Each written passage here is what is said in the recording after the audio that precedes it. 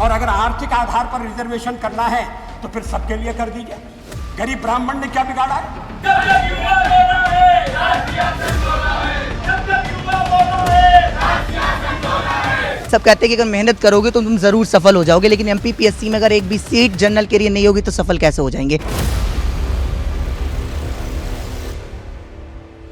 पिछले कुछ हफ्तों में इस देश में सोशल मीडिया पर कुछ बहुत ही इंटरेस्टिंग सा हुआ और यहाँ मैं सीजेपी प्रोटेस्ट की बात नहीं कर रहा, धर्मेंद्र प्रधान के रेजिग्नेशन की भी बात नहीं कर रहा। मैं बात कर रहा हूँ उस इंस्टाग्राम पेज की जो नीट पेपर लीक के बाद इस देश का सबसे बड़ा मुद्दा बना और देखते ही देखते इस पेज पे भी 50 लाख से ज्यादा इंस्टाग्राम फॉलोअर्स सिर्फ 3 दिनों में ही हो गए। नाम था रिजर्वेशन हटाओ आंदोलन। कॉकरोच जनता पार्टी के प्रोटेस्ट की तरह रिजर्वेशन हटाओ आंदोलन का प्रोटेस्ट भी सिर्फ इंस्टाग्राम पेज तक नहीं रुका और ग्राउंड पे जोर पकड़ने लगा। 30 जुलाई 2026 को नागपुर में इसकी पहली बड़ी रैली हुई, यानी सीजेपी के थ्रू स्टूडेंट्स ने पहले पेपर लीक और एग्जाम सिस्टम को चैलेंज किया और उसके तुरंत बाद लाखों यंग इंडियंस ने रिजर्वेशन सिस्टम को चैलेंज करना शुरू कर दिया। अब यहाँ दो पॉसिबिलिटीज हैं। पहली, देश के लाखों यंग स्टूडेंट्स को सच में लगता है कि प्रेजेंट रिजर्वेशन सिस्टम उनके साथ अनफेयर है और रिजर्वेशन को इमीडिएटली हटा देना चाहिए। और दूसरी, हो सकता है बहुत से लोग रिजर्वेशन को प्रॉपरली समझे बिना अपना गुस्सा एक मूवमेंट के थ्रू निकालने की कोशिश कर रहे हैं। लेकिन दोनों में से जो भी सच हो, एक बात तो तय है कि देश के अंदर रिजर्वेशन को लेकर आज के दिन बहुत ज्यादा फ्रस्ट्रेशन है। किसी जनरल कैटेगरी के स्टूडेंट से बात करो तो वो बोलेगा कि मैं ज्यादा मार्क्स लाया फिर भी मुझे सीट नहीं मिली, मेरे से कम मार्क्स वाले को सीट मिल गई, ये इक्वालिटी कैसे हुई भाई। और वहीं दूसरी तरफ अगर एससी, एसटी या ओबीसी स्टूडेंट से बात करो तो वो बोलेगा एग्जाम के दिन पेपर सेम था लेकिन एग्जाम तक पहुंचने की हमारी जिंदगी सेम नहीं थी, इसलिए रिजर्वेशन तो रहना ही चाहिए। एक साइड कहती है रिजर्वेशन मेरिट को मार रहा है, दूसरी साइड कहती है रिजर्वेशन हटा दिया तो हिस्टोरिकली जो कम्युनिटीज पिछड़ी हुई थी वो फिर से सिस्टम से बाहर हो जाएंगी। एक साइड कहती है कि कास्ट अब खत्म हो चुकी है, दूसरी साइड कहती है कि कास्ट आज भी किसी की शादी, नौकरी, इज्जत और पूरी जिंदगी डिसाइड कर सकती है। तो रिजर्वेशन सही है या गलत, ये कैसे पता लगाया जाए? क्या 75 साल बाद भी इंडिया को कास्ट बेस्ड रिजर्वेशन की जरूरत है, या रिजर्वेशन जिस इनइक्वालिटी को खत्म करने के लिए बनाया गया था आज 2026 में वो रिजर्वेशन खुद एक नई इनइक्वालिटी क्रिएट कर रहा है? और सबसे इंपॉर्टेंट बात, एक क्रिटिकल थिंकर को, एक सेंसिबल देशवासी को इस रिजर्वेशन के मुद्दे के बारे में कैसे सोचना चाहिए? क्योंकि देखो, रिजर्वेशन पे ऐसे रैंडमली ओपिनियन बनाना तो बहुत आसान है। अगर आपकी कैटेगरी को फायदा मिल रहा है तो रिजर्वेशन को सपोर्ट कर दो, अगर आपकी कैटेगरी को नुकसान हो रहा है तो रिजर्वेशन को अपोज कर दो। लेकिन ये क्रिटिकल थिंकिंग नहीं है। क्रिटिकल थिंकिंग का मतलब है कि इस पूरे सिस्टम से, इस पूरी अपनी कैटेगरी से बाहर निकल के एक बार रिजर्वेशन के सिस्टम को दूर से देखना और फिर ये डिसाइड करना कि रिजर्वेशन को रखना है या हटाना है। लेकिन हर बार की तरह शुरू से शुरू करते हैं।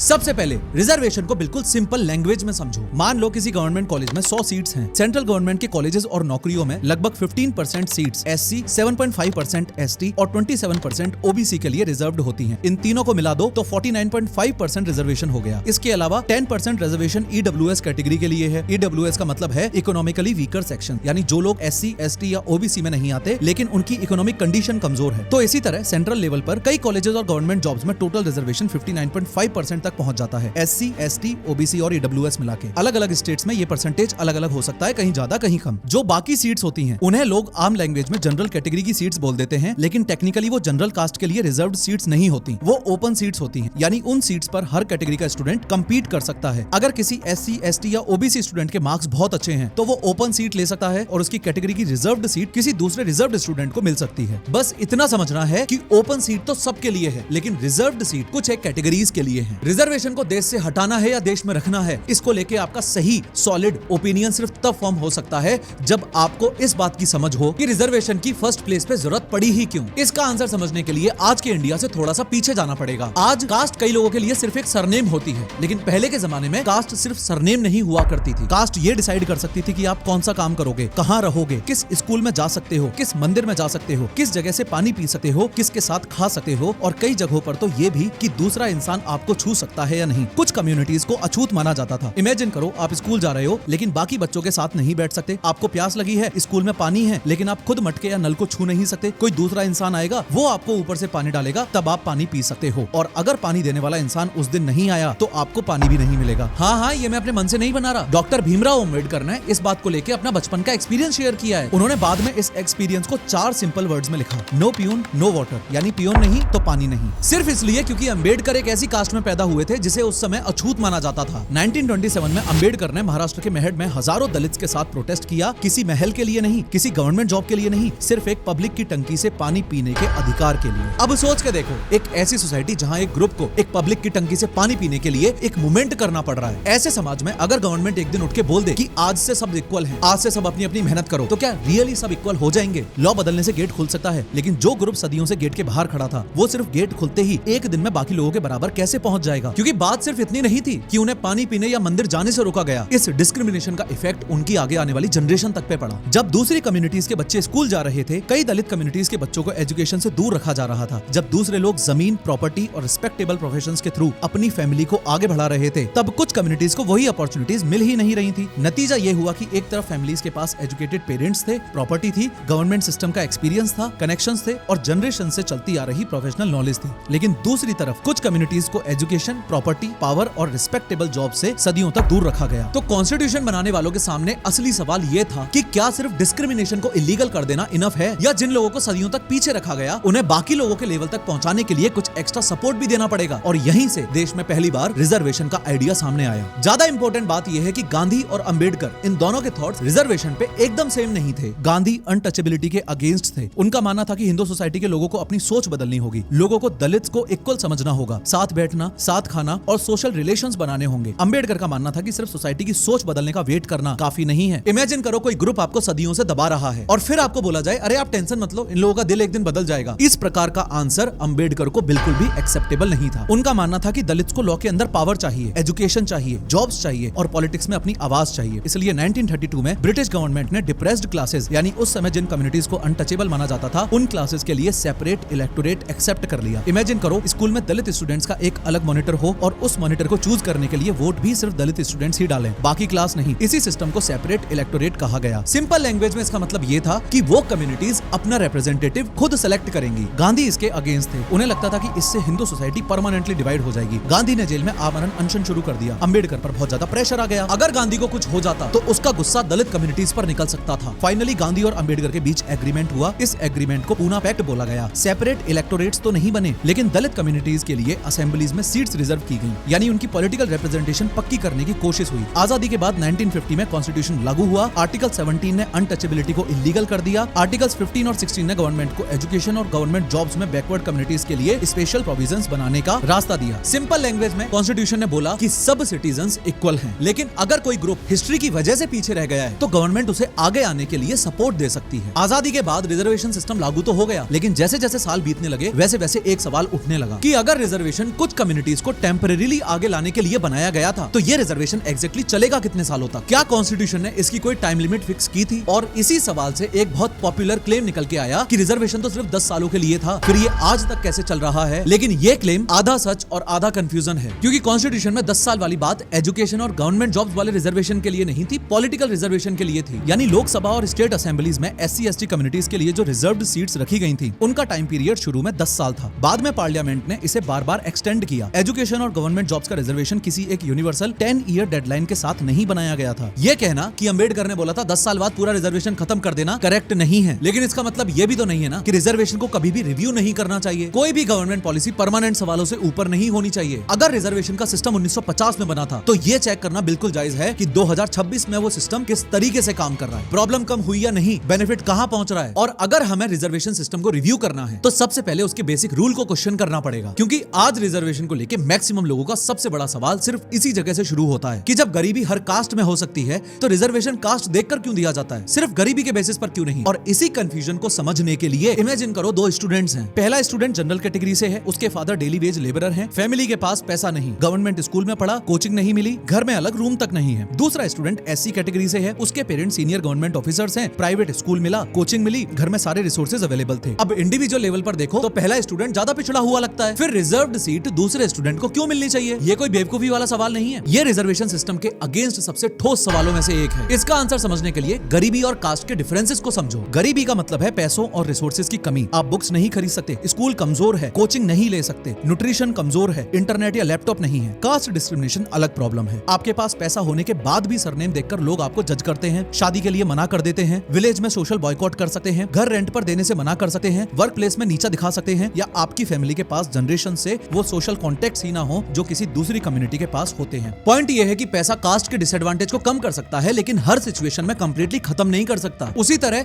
एक अपर कास्ट में होना गरीबी को खत्म नहीं कर सकता। एक गरीब जनरल कैटेगरी का स्टूडेंट डेफिनेटली बहुत टफ लाइफ से आता है, इसलिए सिर्फ कास्ट और सिर्फ पैसे में से एक चीज चूज करना ओवर सिंप्लीफिकेशन है। ये दोनों अलग अलग प्रॉब्लम्स हैं। एक इंसान इकोनॉमिकली पुअर हो सकता है, एक इंसान कास्ट की वजह से सोशली डिस्क्रिमिनेटेड हो सकता है, और एक इंसान तो दोनों भी हो सकता है। 2019 में ईडब्ल्यूएस रिजर्वेशन इसी इकोनॉमिक प्रॉब्लम को एड्रेस करने के लिए ऐड किया गया। ईडब्ल्यूएस उन इकोनॉमिकली वीक फैमिलीज के लिए 10% रिजर्वेशन है जो एससी, एसटी या ओबीसी रिजर्वेशन के अंदर नहीं आती। 2022 में सुप्रीम कोर्ट की 5 जजेस बेंच ने 3-2 के डिसीजन से ईडब्ल्यूएस रिजर्वेशन को कॉन्स्टिट्यूशनल माना। लेकिन अब असली डिबेट शुरू होती है कि जब किसी एससी कैटेगरी की फैमिली की फाइनेंशियल कंडीशन अगर बहुत अच्छी हो चुकी है तो क्या उनके बच्चों को रिजर्वेशन मिलना चाहिए। जो लोग रिजर्वेशन को सपोर्ट करते हैं वो कहते हैं कि कास्ट रिजर्वेशन गरीबी के लिए नहीं है, ये सोशल डिस्क्रिमिनेशन और रिप्रेजेंटेशन के लिए है। एक रिच दलित के पास पैसा हो सकता है लेकिन वो अपनी कास्ट चेंज नहीं कर सकता। लेकिन जो लोग रिजर्वेशन के अगेंस्ट हैं वो कहते हैं कि अगर एक फैमिली को रिजर्वेशन के थ्रू एजुकेशन, जॉब और पावर मिल चुकी है तो अगली जनरेशन को सेम बेनिफिट देने से कैटेगरी के अंदर मौजूद बाकी गरीब लोग पीछे रह जाएंगे। दोनों आर्गुमेंट्स में लॉजिक है। उसके अलावा रिजर्वेशन डिबेट में सबसे ज्यादा यूज होने वाला वर्ड है मेरिट। क्रिटिक्स कहते हैं सिलेक्शन मार्क्स के बेसिस पर होना चाहिए, कास्ट के बेसिस पर नहीं। ये बात भी सुनने में बिल्कुल लॉजिकल लगती है। मान लो एक स्टूडेंट की रैंक 60 है, दूसरे की रैंक 600 है। अगर रैंक 600 वाला सेलेक्ट हो गया और रैंक 60 वाला नहीं हुआ तो रैंक 60 वाले स्टूडेंट्स को अनफेयर फील होगा, और उसकी फीलिंग कंप्लीटली जेन्युइन है। 2025 की एम्स दिल्ली राउंड 1 काउंसलिंग में ओपन सीट लगभग एयर 48 तक गई, एससी रिजर्व्ड सीट एयर 644 तक गई और एसटी रिजर्व्ड सीट एयर 1405 तक गई। सिंपल पॉइंट ये है, अलग कैटेगरीज की क्लोजिंग रैंक्स में काफी डिफरेंस हो सकता है, लेकिन यहाँ ओपन सीट का मतलब वही है जो हमने पहले समझा था। इस सीट पर कोई भी कैटेगरी का स्टूडेंट आ सकता है, सिर्फ जनरल का नहीं। इसी के कॉन्ट्राडिक्शन में रिजर्वेशन के सपोर्टर्स कहते हैं कि हमारे एग्जाम के 3 घंटे तो बिल्कुल सेम थे, लेकिन एग्जाम तक पहुंचने से पहले के 15 साल सेम नहीं थे। एक स्टूडेंट प्राइवेट स्कूल में पढ़ा, दूसरा ऐसे स्कूल में जहां साइंस टीचर ही नहीं था। एक के पेरेंट्स ग्रेजुएट्स थे, दूसरे के पेरेंट्स फॉर्म फिल करना तक नहीं जानते थे। एक घर में अलग रूम में पढ़ा, दूसरा एक ही कमरे में पूरी फैमिली के साथ रहा। तो क्या सिर्फ फाइनल मार्क्स देखकर दोनों की कैपेबिलिटी जज करना फेयर है? यहाँ एक रेस का एग्जांपल दिया जाता है। मान लो 2 रनर्स को 100 मीटर की रेस करनी है। रेस के दिन दोनों सेम ग्राउंड पर खड़े हैं, लेकिन पहले रनर ने सालों तक प्रोफेशनल ट्रैक पर ट्रेनिंग की, दूसरे रनर ने टूटी सड़क पर प्रैक्टिस की। रेस के रूल्स सेम हैं, लेकिन प्रिपरेशन सेम नहीं होगी। रिजर्वेशन इसी स्टार्टिंग डिफरेंस को थोड़ा कम करने की कोशिश करता है, लेकिन यहाँ भी लिमिट है। स्टार्टिंग लाइन अलग थी,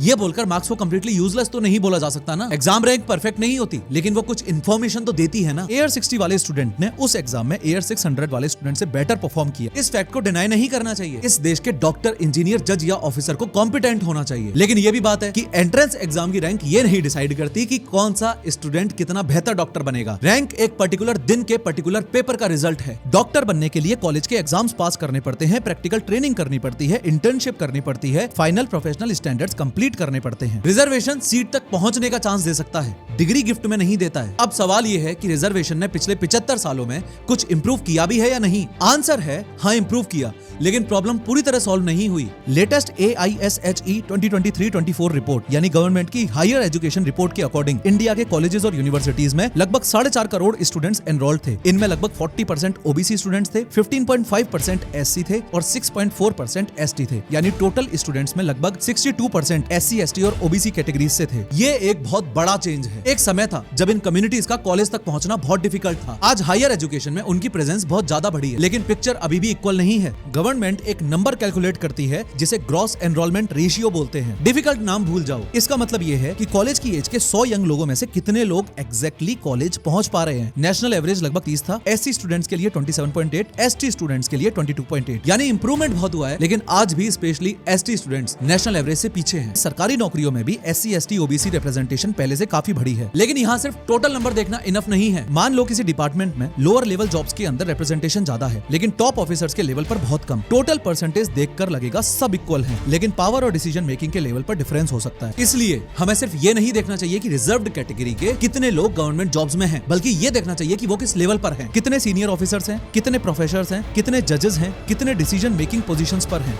यानी रिजर्वेशन ने दरवाजा खोला, रिप्रेजेंटेशन बढ़ाई है, मिडिल क्लास क्रिएट किया है, रोल मॉडल्स क्रिएट किए हैं, लेकिन ये कहना कि कास्ट के सारे इफेक्ट्स ही खत्म हो गए हैं, ये सही नहीं होगा। 2024 के एनसीआरबी डेटा के अकॉर्डिंग शेड्यूल कास्ट के अगेंस्ट 55,698 क्राइम केसेस रजिस्टर हुए हैं। शेड्यूल्ड ट्राइब्स के अगेंस्ट 9,966 केसेस। इंपॉर्टेंट बात, रजिस्टर्ड केसेस का मतलब ये बिल्कुल भी नहीं होता कि ये सारे के सारे अक्यूज्ड कोर्ट में गिल्टी प्रूव हो चुके हैं। फाइनल ट्रूथ इन्वेस्टिगेशन और कोर्ट्स डिसाइड करते हैं, लेकिन एक साल में हजारों केसेस रजिस्टर होना ये भी दिखाता है कि ये कोई पुरानी किताबी कहानी नहीं है। आज भी कई विलेजेस में दलित दूल्हे के घोड़ी पर बैठने पर वायलेंस की रिपोर्ट्स आती हैं। कई फैमिलीज आज भी इंटरकास्ट मैरिज एक्सेप्ट नहीं करती। घर में बेटा या बेटी पार्टनर के बारे में बताएं तो पहला सवाल कैरेक्टर का नहीं होता, कास्ट का होता है कि कास्ट क्या है। अगर कास्ट सच में खत्म हो चुकी होती तो शादी के टाइम कास्ट चेक क्यों होती, विलेजेस में अलग बस्तियां क्यों होती, सरनेम सुनकर लोग कास्ट क्यों गैस करते और इंटरकास्ट मैरिज पर फैमिली ओनर का सवाल क्यों बन जाता। लेकिन यहाँ इंपॉर्टेंट लॉजिक को समझो, अगर कास्ट डिस्क्रिमिनेशन एग्जिस्ट करता है तो इसका मतलब ये नहीं है कि करंट रिजर्वेशन सिस्टम 100% सही है, होना ही चाहिए। अगर किसी दलित दूल्हे को घोड़ी से उतारकर मारा गया तो इमीडिएट एक्शन क्या है? Obviously police action plus court plus punishment plus social reform. Medical college की रिजर्व्ड सीट अटैकर्स को जेल नहीं भेजती। रिजर्वेशन कास्टिज्म का कंप्लीट सॉल्यूशन नहीं है। रिजर्वेशन का पर्पस एजुकेशन, जॉब्स और पावर के अंदर रिप्रेजेंटेशन बढ़ाना है। कास्ट क्राइम्स और सोशल डिस्क्रिमिनेशन को खत्म करने के लिए police, court, school,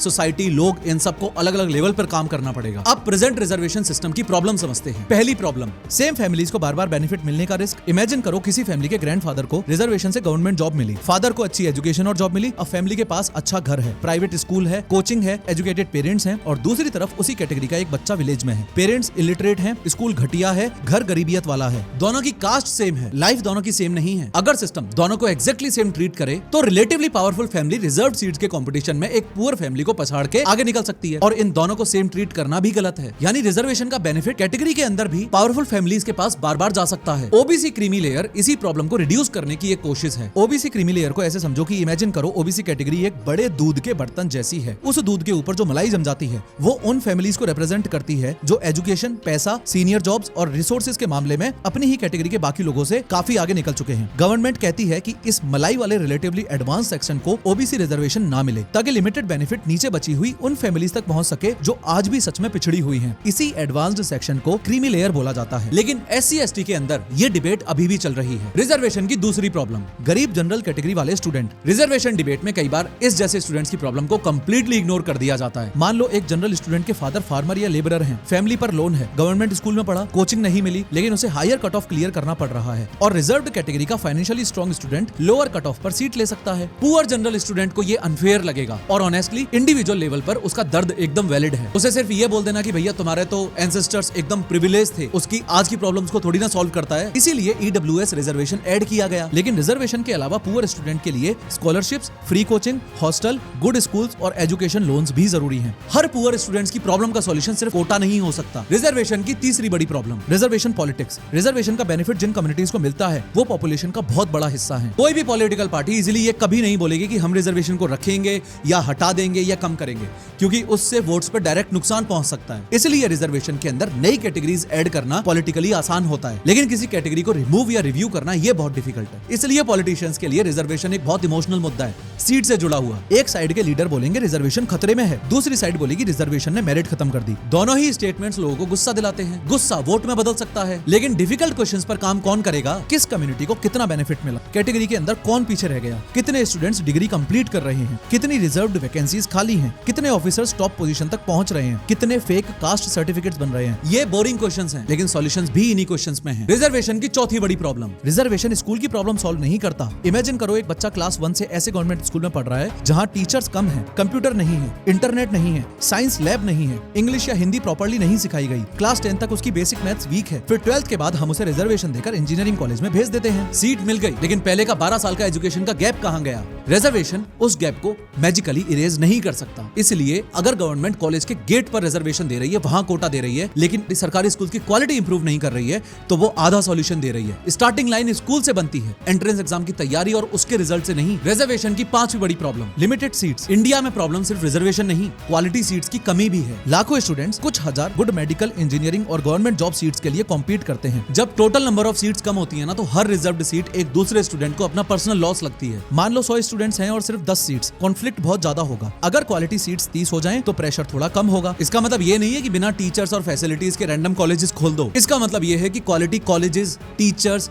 jobs, hospitals, laboratories सब बढ़ाने पड़ेंगे। रिजर्वेशन डिबेट इतनी इतनी एक्सप्लोसिव इसलिए भी है क्योंकि अपने देश के अंदर सीट्स कम, अपॉर्चुनिटीज कम और कैंडिडेट्स बहुत ज्यादा हैं। रिजर्वेशन की छठी बड़ी प्रॉब्लम, रिजर्व्ड कैटेगरी स्टूडेंट्स को लगने वाला स्टिग्मा, मतलब किसी पर लगा हुआ गलत और नीचा लेबल। कई बार कोई SC, ST या OBC स्टूडेंट अपने मेरिट से भी सिलेक्ट हुआ हो, फिर भी लोग मान लेते हैं कि वो रिजर्वेशन से आया है। अगर वो क्लास में गलत आंसर दे दे तो लोग बोलेंगे कोटा वाला है भाई ये तो। जनरल कैटेगरी स्टूडेंट आंसर गलत दे तो उसकी इंडिविजुअल मिस्टेक है। रिजर्व्ड कैटेगरी स्टूडेंट आंसर गलत दे तो उसकी पूरी कम्युनिटी की कैटेगरी पर ही कमेंट आने लग जाते हैं। रिजर्वेशन के बेनिफिशियरी को हर टाइम प्रूव करना पड़ता है कि वो डिजर्विंग है। साथ ही एक जनरल स्टूडेंट को भी ये फील हो सकता है कि उसकी मेहनत को सिस्टम ने वैल्यू ही नहीं दी। अब आते हैं देश के सबसे इंपॉर्टेंट सवाल पे, क्या रिजर्वेशन को इस देश से हटा देना चाहिए? इमेजिन करो कल के दिन गवर्नमेंट अनाउंस कर दे आज के बाद कोई कास्ट बेस्ड रिजर्वेशन नहीं, सारी seats open, paper same, cut off same. क्या उसी दिन इंडिया में इक्वालिटी हो जाएगी? नहीं। स्कूल क्वालिटी सेम नहीं होगी, फैमिली एजुकेशन सेम नहीं होगी, सोशल कनेक्शन सेम नहीं होंगे, रूरल और अर्बन अपॉर्चुनिटीज सेम नहीं होंगी, कास्ट बेस्ड बिहेवियर सेम नहीं होगा। जिन कम्युनिटीज की रिप्रेजेंटेशन अभी धीरे धीरे बिल्ड हुई है वो टॉप इंस्टीट्यूशन से फिर कम हो सकती हैं। फॉर्मल रूल सेम हो जाएगा लेकिन रियल लाइफ सेम नहीं होगी। अब अपोजिट इमेजिन करो, गवर्नमेंट बोले रिजर्वेशन सिस्टम को कभी टच नहीं करेंगे, same categories, same rules, same benefits, चाहे 50 साल बाद रियलिटी कितनी भी बदल जाए। तो ये भी सेंसिबल नहीं होगा और उनके वोट्स भी चले जाएंगे। यही सबसे बड़ा रीजन है कोई भी पार्टी, कोई भी गवर्नमेंट कभी भी रिजर्वेशन के मुद्दे पे खुल के नहीं बोलती। भाई सिंपल सी बात है कि कोई भी पॉलिसी बिना रिव्यू के परमानेंटली नहीं चलनी चाहिए देश में। तो सॉल्यूशन रिजर्वेशन को इमीडिएटली 1-2 दिन में खत्म कर देना भी नहीं है और सॉल्यूशन ये भी नहीं है कि रिजर्वेशन का पूरा सिस्टम ढंग से डीपली रिव्यू ना किया जाए। सॉल्यूशन है रिजर्वेशन को ज्यादा एक्यूरेट बनाना। सबसे पहला बदलाव, जिसे बेनिफिट की सबसे ज्यादा जरूरत है, बेनिफिट एग्जैक्टली प्रिसाइजली उस तक ही पहुंचना चाहिए। सिर्फ कास्ट या सिर्फ इनकम, इन दोनों में से एक चूज करने की जरूरत नहीं है। स्टूडेंट की कास्ट के साथ उसकी फैमिली इनकम भी देखी जा सकती है। पेरेंट्स कितने एजुकेटेड हैं, स्टूडेंट विलेज या रिमोट ट्राइबल एरिया से है, गवर्नमेंट स्कूल या प्राइवेट स्कूल से पढ़ा, फैमिली में पहली जनरेशन कॉलेज जा रही है या नहीं, घर के पास कोचिंग और इंटरनेट अवेलेबल था या नहीं। यानी एक ही कैटेगरी के अंदर सभी स्टूडेंट्स को सेम मानने की बजाय उनकी रियल कंडीशन को बेटर समझा जा सकता है। इसका एग्जैक्ट सिस्टम बनाना इजी नहीं होगा। डॉक्यूमेंट्स फेक हो सकते हैं, रूल्स कॉम्प्लिकेटेड हो सकते हैं, लेकिन डिफिकल्ट होने का मतलब ये नहीं कि ये आइडिया गलत है। दूसरा बड़ा बदलाव जो रिजर्वेशन में करना होगा, ओबीसी क्रीमी लेयर रूल्स को सिंपल और अपडेटेड बनाना। आम फैमिली को, नॉर्मल फैमिली को क्लियरली समझ आना चाहिए कि कौन एलिजिबल है और कौन नहीं। और ओबीसी क्रीमी लेयर्स में जो धांधली चल रही है, बाबुओं से फेक सर्टिफिकेट बनवा के उस सिस्टम को AI और टेक का ज्यादा से ज्यादा इस्तेमाल करके उस धांधली को कंट्रोल किया जा सकता है। इनफैक्ट करना ही चाहिए। सिर्फ एजेंट्स और ऑफिसर्स को रूल समझ आएंगे तो करप्शन बढ़ेगा ही ना। गवर्नमेंट को सिंपल ऑनलाइन कैलकुलेटर और क्लियर एग्जांपल्स देने चाहिए। इनकम लिमिट को टाइम के साथ रिव्यू करना चाहिए। प्रॉपर्टी, जॉब लेवल और फैमिली रिसोर्सेज को भी लॉजिकली इंक्लूड करना चाहिए। तीसरा बदलाव, SC/ST के अंदर जो कम्युनिटी सबसे ज्यादा पीछे हैं उनको आइडेंटिफाई करना। अगर एक कैटेगरी के अंदर कुछ ग्रुप सारा बेनिफिट ले रहे हैं और कुछ ऑलमोस्ट जीरो, तो कैटेगरी के अंदर फेयर डिवीजन की जरूरत हो सकती है। लेकिन ये पॉलिटिकल प्रेशर या रैंडम डिमांड से नहीं होना चाहिए, प्रॉपर डेटा के बेसिस पर होना चाहिए। चौथा बदलाव, हर साल रिजर्वेशन का रिजल्ट पब्लिक करो। कितने स्टूडेंट्स ने अप्लाई किया, कितने ओपन सीट्स पर सेलेक्ट हुए, कितने रिजर्व्ड सीट्स पर, कितने स्टूडेंट्स डिग्री कंप्लीट कर पाए, कितने ड्रॉप आउट हुए, कितने स्टूडेंट्स को जॉब मिली, गवर्नमेंट डिपार्टमेंट्स में कितने रिजर्व्ड पोस्ट खाली हैं, टॉप लेवल ऑफिसर्स में रिप्रेजेंटेशन कितना है। जब डेटा पब्लिक होगा तभी तो डिबेट्स स्लोगन से नहीं, फैक्ट्स के बेसिस पर होगी। पांचवा बड़ा बदलाव, गवर्नमेंट स्कूल्स इंप्रूव करो। रिजर्वेशन पर देश हर साल लड़ता है, लेकिन जिस जगह से इनइक्वालिटी स्टार्ट होती है, स्कूल, उस पर कोई चर्चा ही नहीं करना चाहता। अगर SC/ST, OBC, EWS और पुअर जनरल स्टूडेंट्स को क्लास 1 से गुड एजुकेशन मिले, ट्रेन्ड टीचर्स, अच्छी किताबें, internet, science labs, safe hostels और करियर गाइडेंस एक्सेट्रा, तो फ्यूचर में कैटेगरी वाइज कट ऑफ्स का गैप नेचुरली कम हो जाएगा। अगर स्कूल से इक्वल नहीं है तो एग्जाम्स को इक्वल बोलना आधा सच है। छठवां सबसे बड़ा बदलाव, क्वालिटी सीट्स और जॉब्स बढ़ाओ। इंडिया में यंग पॉपुलेशन बहुत बड़ी है, लेकिन गुड कॉलेजेस और स्टेबल जॉब्स उतनी तेजी से नहीं बढ़ी। जब अपॉर्चुनिटीज कम होती हैं, तो कम्युनिटीज एक दूसरे को कॉम्पिटिटर्स नहीं दुश्मन समझने लगती हैं। जनरल स्टूडेंट को लगता है SC स्टूडेंट उसकी सीट ले गया, SC स्टूडेंट को लगता है जनरल स्टूडेंट उसका हिस्टोरिकल राइट खत्म करना चाहता है। जबकि दोनों कैटेगरी के स्टूडेंट्स की सबसे बड़ी प्रॉब्लम यही है कि गवर्नमेंट ने total quality opportunities enough create ही नहीं की है। सातवां सबसे बड़ा बदलाव, कास्ट डिस्क्रिमिनेशन के अगेंस्ट स्ट्रिक्ट एक्शन। रिजर्वेशन से सीट मिल सकती है, लेकिन डिग्निटी सिर्फ सीट से नहीं मिलती। अगर कॉलेज में कास्ट बेस्ड हैरेसमेंट होता है, विलेज में सोशल बॉयकॉट होता है, इंटरकास्ट मैरिज पर वायलेंस होता है या वर्क प्लेस में सरनेम देखकर इंसल्ट की जाती है, तो पुलिस, कॉलेज एडमिनिस्ट्रेशन और कोर्ट्स को एक्शन लेना ही होगा। और अगर फॉल्स कंप्लेंट्स हो तो फेयर इन्वेस्टिगेशन होना भी जरूरी है, क्योंकि कभी कभी रेप केसेस में और ऐसे कास्टिज्म वाले केसेस के अंदर विक्टिम कार्ड खेल के फॉल्स कंप्लेंट्स बहुत ज्यादा आती हैं। और अगर जेन्युइन कंप्लेंट हो तो टाइमली पनिशमेंट भी जरूरी है। जस्टिस का मतलब एक्यूज्ड की कास्ट देखकर सामने वाले को गिल्ट मान लेना नहीं है, और विक्टिम की कास्ट देखकर कंप्लेंट को फेक मान लेना भी नहीं है। आठवां सबसे बड़ा बदलाव, रिजर्वेशन का रेगुलर रिव्यू। लेकिन रिव्यू का मतलब ये नहीं है कि पहले से ही डिसाइड कर लो कि रिजर्वेशन को पूरी तरह खत्म करना है। रिव्यू का मतलब है डेटा को देखना, जिस ग्रुप को रिजर्वेशन मिल रहा है वो कितना पीछे है, उसकी एजुकेशन और जॉब्स में रिप्रेजेंटेशन कैसी है, कैटेगरी के अंदर बेनिफिट किसे मिल रहा है, डिस्क्रिमिनेशन कम हुआ या नहीं, और क्या सेम प्रॉब्लम का कोई बेटर सॉल्यूशन अवेलेबल है। इमेजिन करो डॉक्टर ने पेशेंट को दवाई दी, डॉक्टर ये नहीं बोलेगा कि दवाई हमेशा खानी है और ये भी नहीं बोलेगा कि एग्जैक्टली 10 साल बाद बंद कर देना, चाहे बीमारी बची हो या नहीं। डॉक्टर टेस्ट करेगा, कंडीशन देखेगा, फिर डोज कम करेगा, बढ़ाएगा या मेडिसिन बदलेगा। रिजर्वेशन का रिव्यू भी ऐसे ही होना चाहिए, कैलेंडर देखकर नहीं, कंडीशन देखकर। फॉर एग्जांपल अमेरिका में ब्लैक कम्युनिटीज ने लंबे समय तक स्लेवरी और डिस्क्रिमिनेशन फेस किया। इसी वजह से वहां कई यूनिवर्सिटीज एडमिशन के टाइम रेस को भी एक फैक्टर मानती थी। लेकिन 2023 में अमेरिकन सुप्रीम कोर्ट ने हार्वर्ड और यूएनसी जैसे कॉलेजेस की ऐसी रेस बेस्ड एडमिशन पॉलिसीज को इनवैलिड कर दिया। इसका मतलब ये नहीं था कि अमेरिका ने हर तरह की अफर्मेटिव एक्शन खत्म कर दी। डिसीजन मेनली कॉलेज एडमिशंस में रेस के बेसिस पर डायरेक्ट एडवांटेज देने वाले सिस्टम्स पर था। दूसरी तरफ ब्राजील ने एक मिक्स्ड सिस्टम बनाया जहां रेस के साथ स्टूडेंट गवर्नमेंट स्कूल से पढ़ा है या नहीं और फैमिली इनकम कितनी है, ये सब फैक्टर्स भी देखे जाते हैं। यानी दुनिया में सिर्फ ये दो रास्ते नहीं है कि कास्ट बेस्ड रिजर्वेशन को या तो एकदम ही खत्म कर दो या फिर इसको कभी भी छुओ ही मत, कभी बदलाव ही मत करो। सिस्टम्स को रिफाइन भी किया जा सकता है। इंडिया इस मामले में अमेरिका और ब्राजील से भी इंस्पिरेशन ले सकता है। पब्लिक पॉलिसी पत्थर की लकीर नहीं होती, समय आने पर बदलनी चाहिए। तो आज के बाद अगर कभी भी रिजर्वेशन पे कोई भी बात करे तो सिंपल से ये 5 सवाल पूछना। पहला, जिस ग्रुप को रिजर्वेशन मिल रहा है उसकी आज की प्रॉब्लम एग्जैक्टली क्या है, सिर्फ हिस्ट्री मत बताओ, आज की कंडीशन दिखाओ। दूसरा, बेनिफिट किसे मिल रहा है, सबसे पुअर और बैकवर्ड फैमिली को या कैटेगरी के अंदर ऑलरेडी पावरफुल फैमिली को। तीसरा, रिजल्ट क्या निकला, एजुकेशन बढ़ी, जॉब्स मिली, रिप्रेजेंटेशन बढ़ा, स्टूडेंट्स डिग्री कंप्लीट कर पाए। चौथा, सिस्टम की कॉस्ट क्या है, दूसरे स्टूडेंट्स पर क्या इफेक्ट पड़ रहा है, मेरिट और प्रोफेशनल क्वालिटी कैसे प्रोटेक्ट हो रही है। और पांचवा, सिस्टम कब और किस डेटा के बेसिस पर चेंज होगा। अगर इन 5 सवालों के पास नहीं है तो आप एक पॉलिसी नहीं चला रहे, सिर्फ आप अपनी पॉलिटिक्स चला रहे हो। अब वापस चलते हैं उस स्टूडेंट पर जिसकी रैंक 60 आई थी, उसने ज्यादा मार्क्स स्कोर किए, उसकी मेहनत रियल है, सीट ना मिलने का दर्द भी रियल है। उसे सिर्फ प्रिविलेज्ड बोलकर डिसमिस नहीं करना चाहिए, लेकिन रैंक 600 वाले स्टूडेंट की लाइफ भी देखो। हो सकता है वो फर्स्ट जनरेशन लर्नर हो सकता है वीक स्कूल से आया हो सकता है उसके फैमिली को कास्ट की वजह से जनरेशंस तक अपॉर्चुनिटीज ही ना मिली हो, उसका स्ट्रगल भी रियल है। क्रिटिकल थिंकिंग का मतलब दोनों में से एक का दर्द चुनना नहीं होता, दोनों का पेन देखकर एक ऐसा सिस्टम बनाना है जिसमें हिस्टोरिकल इनजस्टिस भी कम हो और प्रेजेंट इनजस्टिस भी। एक मैच्योर इंडियन को ये सारी बातें एक साथ बोलनी आनी चाहिए। कास्ट डिस्क्रिमिनेशन आज भी एग्जिस्ट करता है, लेकिन हर रिजर्व्ड कैटेगरी की फैमिली इक्वली बैकवर्ड अब नहीं है। रिजर्वेशन ने रिप्रेजेंटेशन बढ़ाया है, लेकिन रिजर्वेशन अकेला कास्टिज्म को खत्म नहीं कर सकता। मार्क्स इंपॉर्टेंट हैं, लेकिन मार्क्स किसी इंसान की पूरी कैपेबिलिटी नहीं बताते। गरीब जनरल स्टूडेंट की प्रॉब्लम भी रियल है, लेकिन उसकी गरीबी कास्ट डिस्क्रिमिनेशन को इमेजिनरी नहीं बनाती। रिजर्वेशन की जरूरत हो सकती है और रिजर्वेशन में रिफॉर्म की जरूरत भी हो सकती है। प्रॉब्लम यह है कि सोशल मीडिया हमें बीच में सोचने ही नहीं देता। या तो आप लिखो रिजर्वेशन पूरी तरह खत्म मत करो, या फिर लिखो रिजर्वेशन पर सवाल पूछना कास्टिज्म है। लेकिन सोसाइटी स्लोगन से नहीं चलती, किसी भी पॉलिसी की फैक्ट चेक्ड डिटेल से चलती है। अगर आप रिजर्वेशन हटाओ मूवमेंट को सपोर्ट करते हो तो सिर्फ ये मत बोलो कि देश में मेरिट पूरी तरह से खत्म हो गई है। बताओ कास्ट बेस्ड इनइक्वालिटी को किस सिस्टम से रिप्लेस करोगे, गरीब SC ST के स्टूडेंट्स को कैसे आइडेंटिफाई करोगे, रिप्रेजेंटेशन अगर गिरा तो क्या करोगे। और अगर आप रिजर्वेशन हटाओ मूवमेंट के अगेंस्ट हो तो सिर्फ हिस्ट्री मत सुनाओ, बताओ कि कैटेगरी के अंदर सबसे नीडी तक बेनिफिट एग्जैक्टली कैसे पहुंचेगा, क्रीमी लेयर और सब क्लासिफिकेशंस पर आपकी क्या पोजीशन है, स्कूल इनइक्वालिटी कैसे कम होगी और सिस्टम का रिव्यू कब होगा। दोनों साइड्स को आंसर देना पड़ेगा, क्योंकि देश सिर्फ हिस्टोरिकल ग्रुप से नहीं चलता, देश